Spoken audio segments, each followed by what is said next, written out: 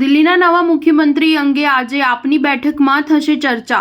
અટકળો પર સૌરભ ભારદ્વાજે આપ્યો આ જવાબ. દિલ્હીના મુખ્યમંત્રી અરવિંદ કેજરીવાલે જ્યારથી રાજીનામાની જાહેરાત કરી છે ત્યારથી જ સવાલ થઈ રહ્યો છે કે આખરે દિલ્હીના નવા મુખ્યમંત્રી કોણ હશે.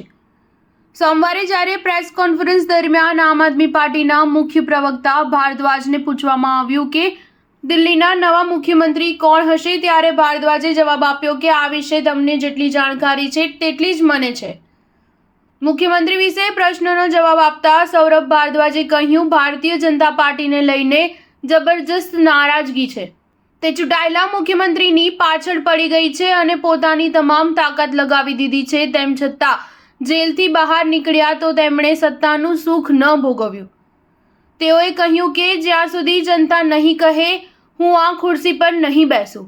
કેજરીવાલને વડાપ્રધાનના ઇશારે ફસાવવામાં આવ્યા છે અને હવે તેમના ષડયંત્રનો પર્દાફાશ થઈ ગયો છે. મંત્રી ભારદ્વાજે કેજરીવાલના વખાણ કરતા કહ્યું, મર્યાદાના નામે સતયુગમાં ભગવાન રામે પોતાનું સિંહાસન છોડ્યું હતું. આજે આવું જ ઉદાહરણ જોવા મળી રહ્યું છે. મર્યાદા અને નૈતિકતાના નામે અરવિંદ કેજરીવાલ રાજીનામું આપી રહ્યા છે. સતયુગમાં ભગવાન રામે સંજોગો આધીન રાજગાદીનો ત્યાગ કર્યો હતો અને 14 વર્ષનો વનવાસ ભોગવ્યો હતો.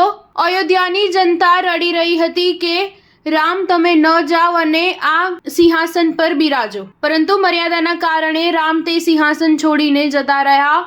ભરત જેને સિંહાસન મળ્યું તે પણ રાહ જોતા રહ્યા કે રામ પાછા આવે અને કામ સંભાળે. અરવિંદ કેજરીવાલ રામ નથી, રામ તો ભગવાન હતા. ભગવાન રામના ભક્ત હનુમાન અને હનુમાનના ભક્ત અરવિંદ કેજરીવાલ છે. તેમની રામ સાથે તુલના થઈ ન શકે. જણાવી દઈએ કે આજે આમ આદમી પાર્ટીની પોલિટિકલ અફેર્સ કમિટીની બેઠક થવાની છે. સાંજે મુખ્યમંત્રી આવાસ પર પીએસીની બેઠક થશે. આ દરમિયાન દિલ્હીના નવા મુખ્યમંત્રીના નામ પર પણ ચર્ચા થઈ શકે છે. સ્ટાર ન્યૂઝ 7 હંમેશા સચ્ચાઈની સાથે.